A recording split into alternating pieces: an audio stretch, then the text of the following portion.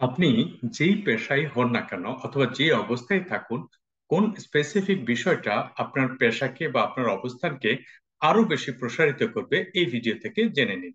আসসালামু আলাইকুম। আমি Mohammad Mohsin, founder of motion smart English learning London. আমি দীর্ঘ প্রায় 3 দশক বাংলাদেশে এবং লন্ডনে এডুকেশন অ্যান্ড ডেভেলপমেন্ট নিয়ে কাজ করছি। সেই অভিজ্ঞতার আলোকেই আমি তুলে ধরতে চাই যে আসলে আমাদের যে বিভিন্ন রকম পেশাগুলো রয়েছে, এই পেশাগুলোর মধ্যে কোন কোন পেশাগুলো আসলে আমূল পরিবর্তন সম্ভব যদি আপনার ভালো মানের ইংলিশ কনভারসেশনটা পারেন। আসুন ধরে নেওয়া যাক আপনি একজন শিক্ষক। আপনি যদি শিক্ষকতা করেন তাহলে আপনি দেশে গণ্ডি পেরিয়ে বিদেশেও কিন্তু আপনি আপনার শিক্ষকতাটাকে প্রসারিত করতে পারেন। বর্তমান যুগে আপনি তো জানেন যে কিভাবে করে আমাদের মানুষরা দেশের বাইরেও কাজ করছে। তাহলে আপনি যে কেমিস্ট্রিটা পড়াচ্ছেন, ফিজিক্স বায়োলজিটা পড়াচ্ছেন, সেটা কিন্তু আপনি দেশের গণ্ডি ছেড়ে কিন্তু বাহিরেও কিন্তু আপনি পড়াতে পারেন। ফর এক্সাম্পল, আপনি ইংল্যান্ডে পড়াতে পারেন। সেখানে কিন্তু পড়ার মানটা ডিফারেন্ট, স্টাইলটা ডিফারেন্ট, আওয়ারলি পে করে তারা, রাইট? তাহলে আপনি চাইলে আপনার স্কিলটাকে বিদেশের গণ্ডিতে আহ, নিয়ে যেতে পারেন। এটার জন্য যেটা লাগবে সেটা হচ্ছে ভালো মানের ইংলিশ কনভারসেশন এবং একটু কনফিডেন্ট লেভেলের ইংলিশটা পারতে হবে, যাতে করে ওই দেশের স্টুডেন্টের সাথে আপনি কমিউনিকেশনটা করতে পারেন। ধরে নিন আপনি একজন পলিটিশিয়ান, আপনি রাজনীতি করছেন। রাজনীতির প্রয়োজনে দেশের বাইরে কিন্তু আপনাকে হরহামেশা যেতেই হয়। যেতে যদি হয়, তখন কিন্তু আপনি রাজনৈতিক প্রবলেমগুলোকে নিয়ে আপনি বিদেশের সাথে আলোচনা করতে পারেন। আপনি একজন সফল নেগোসিয়েটর হবেন এবং সেক্ষেত্রে আপনারও অবস্থান কিন্তু আরেকটু বাড়বে যদি আপনি সহজ ও সুন্দর করে সাবলীল ভাষায় ইংলিশটা বলতে পারেন। ধরে নিন আপনি একজন ইন্টারন্যাশনাল বিজনেসম্যান। সেক্ষেত্রে তো ইংরেজি না পারার কোনো সুযোগই নাই।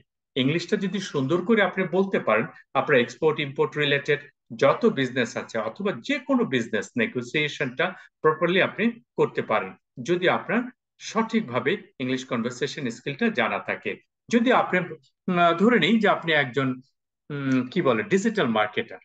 শুধু ডিজিটাল মার্কেটিং, আপনি শুধু দেশের মধ্যেই ডিজিটাল মার্কেটিং করছেন তা না করে আপনি কিন্তু বিদেশেও ডিজিটাল মার্কেটিংটা করতে পারেন। সেখানে রেট অফ পেমেন্টটা কিন্তু অনেক হাই। সো আপনি চাইলে আপনার যে স্কিলটা আপনি এখানে দিচ্ছেন, সেই স্কিলের কিছু অংশ আপনি বিদেশেও দিয়ে আপনি দেশের সাথে বিদেশেও কাজ করতে পারেন। তখন কি হবে?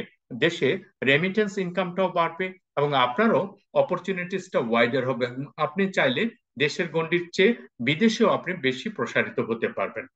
এইভাবে করে ধরে নিন আপনি একজন ফ্রিল্যান্সার, আপনি কিন্তু তা করতে পারেন। সিম্পল একটা স্কিল আপনার জানা আছে, আপনি ভিডিও এডিটিং করেন, সবার জন্য অল্প অল্প করে ভিডিও এডিটিং করেন।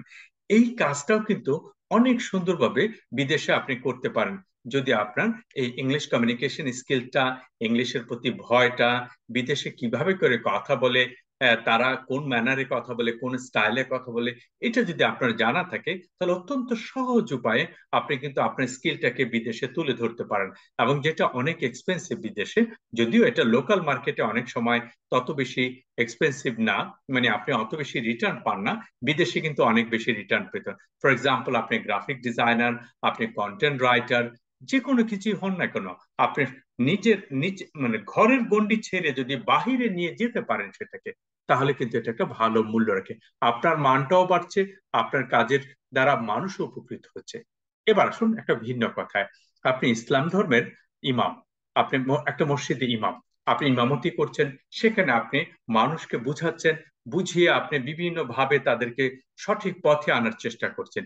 ওইটাও যদি হয় আপনার প্রফেশন, তাহলে কিন্তু আপনি শুধু বাংলাদেশের মানুষকেই যে আপনি আহ, বুঝাবেন তা না, আফ্রিকার মানুষও তো আপনার কাছে বুঝতে পারে, অন্য দেশের মানুষও বুঝতে পারে, এখন তারা তো বাংলা বোঝে না।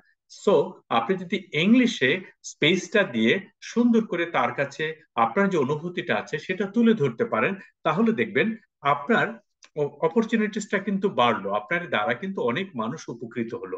একটা কথা হচ্ছে যে আপনি যে কাজটা পারেন সেই কাজটা আপনি তুলে ধরতে পারেন অন্য মানুষের কাছে, এবং মানুষ টাকা যেমন দিবে তার আগে কিন্তু তারা উপকার পাচ্ছে। আপনার এই উপকারের মানসিকতাটা যদি থাকে, তাহলে কিন্তু অনেক মানুষ আপনার জন্য দোয়াটাও করবে।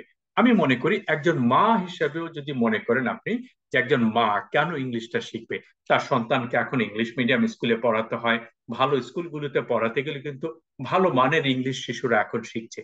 তো সেই ক্ষেত্রে আপনার যদি বিষয়টা জানা থাকে, তখন কিন্তু আপনি অত্যন্ত সহজ উপায়ে ইংলিশটা দিয়ে আপনার সন্তানকে আপনি উপকার করতে পারবেন। একজন এন্টারপ্রেনিয়র হন, আপনি যদি একজন টিম ওয়ার্কার হন, যা কিছু হন, আপনার ইংলিশটা যদি জানা থাকে তবে কিন্তু আপনি অনেক বেশি লাভবান হবেন।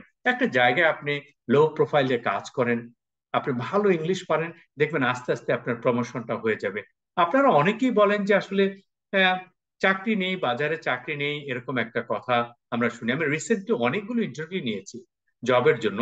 সেই ইন্টারভিউতে আমার আসলে প্রত্যাশার লেভেল থেকে অনেক নিচে ইংলিশের পারফরমেন্সটা রয়েছে। যারা এমপ্লয়ার রয়েছে তারা কিন্তু জব দেওয়ার জন্য রেডি আছে, তারা প্রপার লোক খোঁজে, যে লোকটা কথা বলতে পারে, যে লোকটা পরিবেশটাকে হ্যান্ডেল করতে পারে, যে লোকটা নিজেকে তুলে ধরতে পারে, ব্যবসাটাকে তুলে ধরতে পারবে, তার জন্য চাকরির কিন্তু অভাব নেই। সো আপনি যদি নিজেকে ওইভাবে করে গড়ে তুলতে পারেন তবে দেখবেন যে আপনার আমূল পরিবর্তন আপনি শুধু এক ইংলিশ দ্বারাই করতে পারবেন। তাহলে দেরি না করে আপনি যদি মহসিন স্মার্ট ইংলিশ লার্নিং অত্যন্ত সহজ উপায়ে কিভাবে করে প্রায় না জানা থেকে অথবা আপনার লেভেল থেকে আপনি আরো এক ধাপ উপরে যেতে চান, সহজ করে শেখায়। আপনার কর্মব্যস্ততা রয়েছে, সেই ক্ষেত্রেও কোনো সমস্যা নেই, আপনি অত্যন্ত সহজ উপায়ে ধাপে ধাপে আপনার সুবিধা মতো সময় করেও আপনি কাজটা কমপ্লিট করতে পারেন। আমরা বিশ্বাস করি ফলাফলে। আপনাকে বললাম, আপনি বুঝলেন, তারপর আলটিমেটলি কাজটা হলো না, আপনার না হওয়া পর্যন্ত আমরা আপনার পাশে থাকবো এবং আপনাকে কিভাবে করে ইংলিশ কনভারসেশনের আমূল চেঞ্জ করে নিজেকে দৃশ্যমান করে তোলা যায় সেটার জন্য আমরা কাজ করি। ধন্যবাদ সবাইকে মহসিন স্মার্ট ইংলিশ লার্নিং এ থাকার জন্য, সাথে থাকার জন্য। আসসালামু আলাইকুম।